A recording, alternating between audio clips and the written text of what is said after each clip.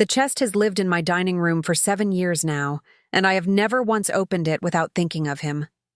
It's made of cedar. Eastern red cedar, hand-milled. The planks fitted together with tongue-and-groove joinery by my late grandfather-in-law, a retired cabinet maker named Harold Beaumont, who believed that furniture should outlive the person who built it by at least 3 generations. The lid has brass hinges, the old heavy kind, and the latch is a simple barrel bolt that slides with a satisfying, definitive click. The inside smells the way cedar always smells, clean and resinous and like something preserved, like something protected. Harold made it as a wedding gift for his son, my husband Marcus, and for me. It was the last significant piece he built before his hands gave out entirely. He presented it to us at our rehearsal dinner, with the particular quiet dignity of a man who has put something of himself into an object and is trying not to make a fuss about it. He said, "There's room in there for all the things you want to keep."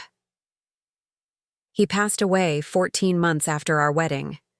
What I didn't know, what none of us knew until the day I'm about to describe, is that Harold had used the chest before we ever received it. He had stored something in it beneath the cedar liner, something he had been keeping for years, waiting for the right moment. That moment turned out to be a Sunday in November at my mother-in-law's house. The moment it turned out to be was the moment she handed my 7-year-old daughter an empty card, while her cousins tore open brand-new iPads. That was the moment Harold had planned for. He just couldn't be there to see it. Let me tell you who we are so you understand who she is. Marcus Beaumont is a structural engineer. He's the kind of man who is almost unsettlingly calm. Not cold, not distant, but calm in the deep water way. The kind of calm that comes from genuinely trusting himself. He grew up in a family business, Beaumont Property Services, a mid-sized commercial property management company that his grandfather started and his father built into something real. Marcus worked summers there from age 15. He knows every corner of it. I am a forensic accountant. I want to say that plainly, right at the beginning, because it matters to what comes next. I examine financial records for a living. I find the things people hide in numbers. I am, professionally speaking, the worst possible daughter-in-law for a woman who has spent 20 years stealing. Her name is Carolyn Beaumont. She is 63. She is petite, impeccably groomed, the sort of woman who always has a scented candle burning and who sends thank-you notes on monogrammed stationery. She had 2 sons, Marcus, my husband, and Derek, who is 3 years older and who has always been, with exhausting transparency, her favorite. Derek married a woman named Trish. They have 3 children. They live 15 minutes from Carolyn. They attend her church. They have Sunday dinner at her house almost every week. They are, in the geography of her affection, her entire world. Marcus and I live 45 minutes away. We have 1 child, our daughter Sophie. Sophie is objectively a remarkable child. She is curious and gentle and funny, and she loves mathematics and rescue dogs and the collected works of Roald Dahl. She is also, for reasons that Carolyn has never explained and I have stopped trying to understand, the grandchild that Carolyn cannot seem to see. I want to be precise about this because I think it matters. It is not that Carolyn is explicitly unkind to Sophie. It is subtler than that. It is the absence of unkindness's opposite. It is the Christmas card where Derek's 3 children are named individually and Sophie is referred to as Little One. It is the birthday where Sophie received a gift card for a children's boutique that closed 2 years ago, while Derek's daughter received a custom-made jewelry box. It is the particular talent Carolyn has for being in the same room as Sophie and making Sophie feel, without a single declarative sentence, that she is adjacent to the family rather than inside it. Sophie is 7 years old. She doesn't have words for it yet. She just has the feeling. I have words for it. I've had them for years. And I made the decision, early in our marriage, to keep them in the place where most useful things live, documented, organized, and ready. I want to tell you about the Sunday in November. It was the day Carolyn had designated as the early holiday gathering, a tradition she'd established to ensure the family celebrated together before. Derek's family left for Trish's parents, home for actual Christmas. There were 11 of us in the house. Carolyn, Derek, and Trish and their 3 kids, Marcus, me, and Sophie. 2 of Carolyn's sisters and one of Harold's old friends who still came to everything. The living room was beautifully decorated. Carolyn does that well, she really does. The table was set with the Beaumont family china, and there was a fire going, and it genuinely looked like the inside of a holiday card. After lunch, Carolyn announced it was time for gifts. The children first. She brought out 4 packages from under the tree. 3 for Derek's children, large flat boxes, and 1 for Sophie, a card envelope. Derek's children opened their boxes. 3 iPad Airs. Carolyn had personalized the cases with each child's initials. She made a small speech about how the children were old enough now, and she wanted them to have something special, something to grow with. And she said each of their names, Cody, Jenna, Alexis, with the warm pride of a woman genuinely delighted by her grandchildren. Then she handed Sophie the envelope. Sophie opened it with the careful, hopeful attention of a 7-year-old who has learned to be careful with her hoping, and she pulled out a card. A generic holiday card with a printed message inside. Carolyn had signed it. Love, Grandma C. Nothing else. No gift card. No insert, no note. Just the card. Sophie looked at it for a moment. Then she looked up at Carolyn with a question she was too polite to ask. And I watched Carolyn meet her eyes and then look away. Not guiltily, not furtively, but in the absent, untroubled way you look away from something that doesn't quite hold your attention. Marcus beside me went very still. I put my hand on his knee under the table. Sophie looked at me. I held her gaze. I smiled at her, the real smile, the one I saved for her. The one that means, you are so loved, you are the best thing. None of this is about you. And she nodded once, with a gravity that broke something in my chest, and she set the card carefully on the table. Harold's friend, the old man who'd been sitting quietly in the corner armchair, cleared his throat. He did not say anything, but his eyes when they moved to Carolyn were not warm. That night, after Sophie was asleep and Marcus was in the kitchen, I went to the dining room. I sat down in front of Harold's cedar chest. I put both hands on the lid. I had been waiting for a sign that it was time. I had my sign. I clicked the barrel bolt and lifted the lid. I want to stop here for a moment and speak to you directly, because I know there are people watching this who have sat at a table like the one I just described, who have watched a child, their child, a niece, a nephew, a stepchild, made invisible while other children in the same room were lit up with attention and named and celebrated. And I know that the particular silence of the adults in that room, the way everyone looks at their plates, feels like its own kind of verdict. If you have ever watched a child receive the message that they are less, and if you have ever had to smile through it because the time wasn't right, or because the evidence wasn't sufficient, or because you were still building your case, drop the word watching in the comments. Because sometimes the most powerful thing you can do is wait and document and watch and know. Drop the word geeky watching. I'll be watching for it. Now, what was in the cedar chest? Under the upper cedar liner, which Harold had fitted loosely, not glued, as though he intended it to be lifted, there was a flat, oilcloth-wrapped package. Inside the oilcloth was a ledger. Cloth-bound, the old-fashioned kind, with entries made in Harold's precise architectural handwriting. Inside the front cover in pen, Harold had written, "For Marcus, when he needs it." The ledger documented over 23 years. Every irregular transaction Harold had discovered in the Beaumont Property Services accounts. Let me be precise about what I mean when I say irregular. I am a forensic accountant. I have spent 15 years distinguishing between sloppy bookkeeping and deliberate manipulation, and what Harold had found and recorded, meticulously, patiently, with dates and amounts and account references, was the latter.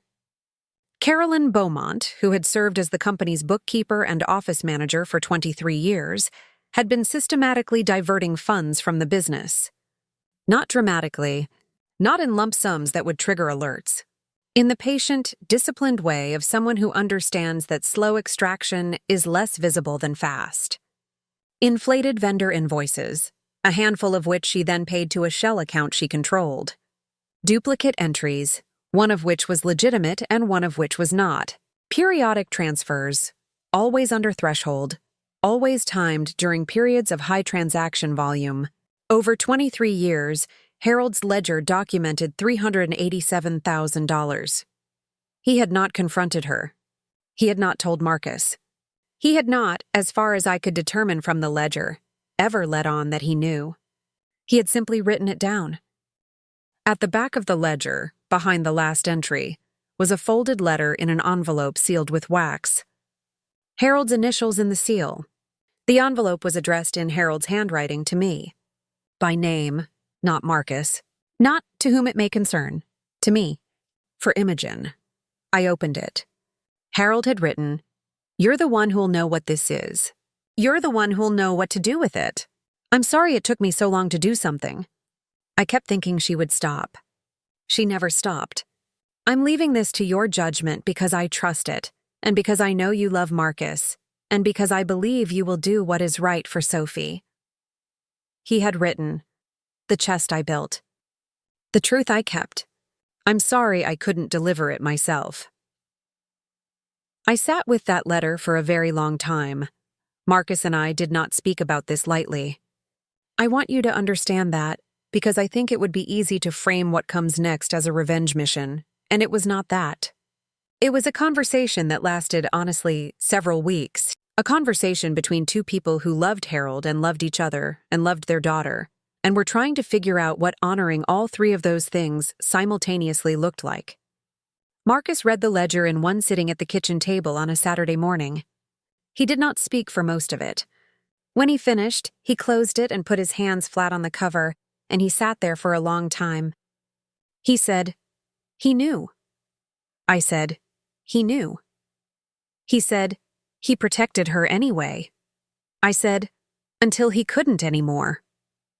Marcus said, "What do you want to do?" And I told him, "Precisely, in the organized way I do everything.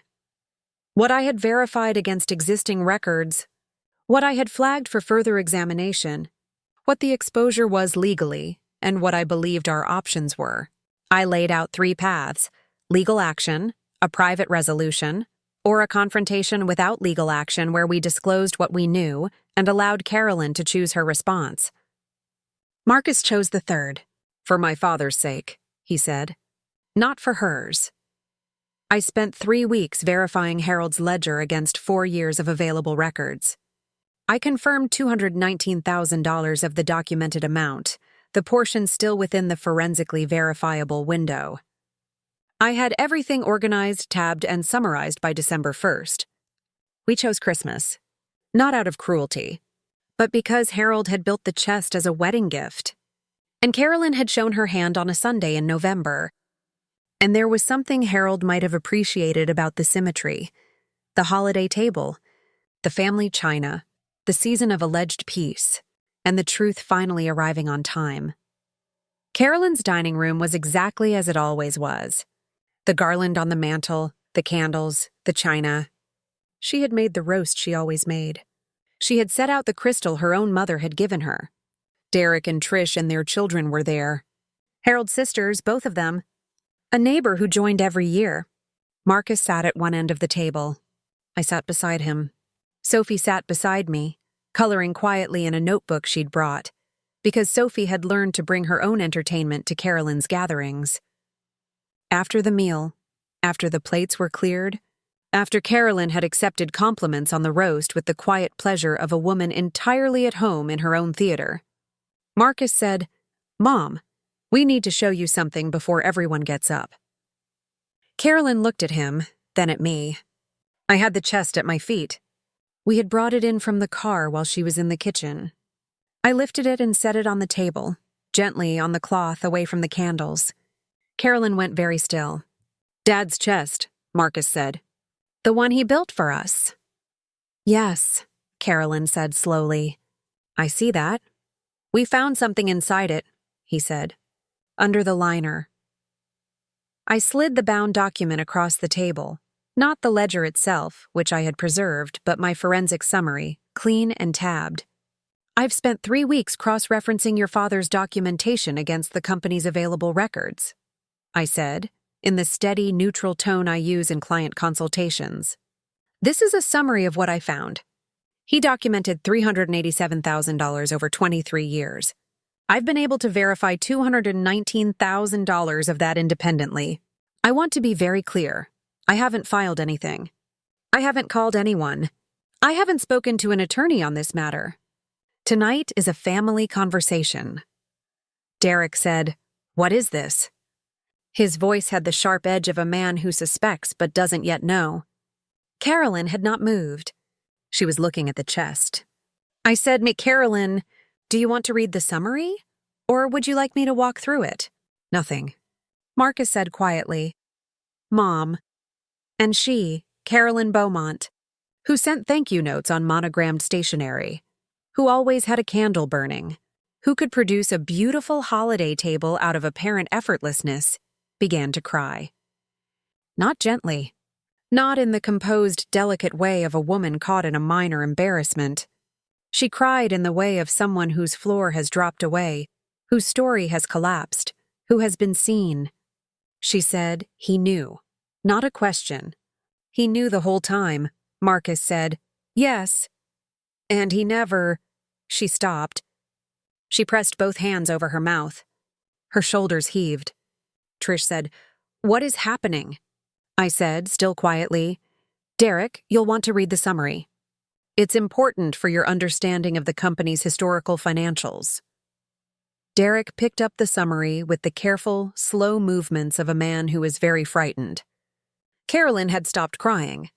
She was sitting with her hands in her lap, looking at the cedar chest, and I watched her face as she understood, as it settled fully onto her, that Harold had built it, and Harold had hidden the ledger in it, and Harold had addressed the letter to me. That he had seen her clearly, for all 23 years, and had trusted the woman his son married to deliver the truth that he himself had not been able to speak aloud. She looked at me. She said, "He gave it to you." I said, "Yes." "Not Marcus." "No." Something crossed her face that I think, though I cannot be certain, was the closest she had ever come to understanding who I was. I stood. I smoothed my jacket. "We're not filing anything tonight," I said. "What we do going forward is Marcus's decision and mine to make together. What I want you to understand is that Sophie is Harold's granddaughter. She is a Beaumont, and what you did at Thanksgiving will not happen again." I picked up Sophie's coloring notebook from the table and offered it to her. She took my hand. Marcus stood beside me. We left the ledger in the chest on the holiday table, between the good china and the crystal candlesticks. We drove home in the quiet that follows when something true has finally been said. Harold Beaumont built that chest in a workshop that smelled of cedar and linseed oil, just like his father-in-law's workshop, and he put 23 years of silence into it alongside the ledger. I don't know why he didn't confront Carolyn himself. I have theories. He was a man of a certain generation, a certain temperament, a man who believed more in preservation than in demolition. But I also think he understood something that I've come to understand too, that some truths need a messenger who is built for them. Someone with the precision to verify the numbers and the steadiness to deliver them without cruelty. He picked me before he knew me. I think about that sometimes. The way he sealed that letter with my name on it. If you have ever been trusted with someone else's hard-won truth, if you have ever been the person a family's long secret came to rest with, you know how heavy and how clean that feels at the same time. Family isn't a line you draw with blood. It's a choice you make over and over, at every table, to see the child who is sitting there and say their name. Sophie knows her grandfather's chest by sight now. When she passes it in the dining room, she sometimes puts her hand on the lid, and I let her. One day I'll tell her what was inside it, and I'll tell her who put it there, and I'll tell her that a man she never got to know loved her enough to plan for her before she was old enough to need him. Until then, the chest stays open. And Carolyn sends Sophie a card now, her name in full, written by hand. It is not enough, but it is a start. Subscribe and stay close. There are more of these stories, More ledgers found, more letters addressed to exactly the right person, and I have no intention of stopping.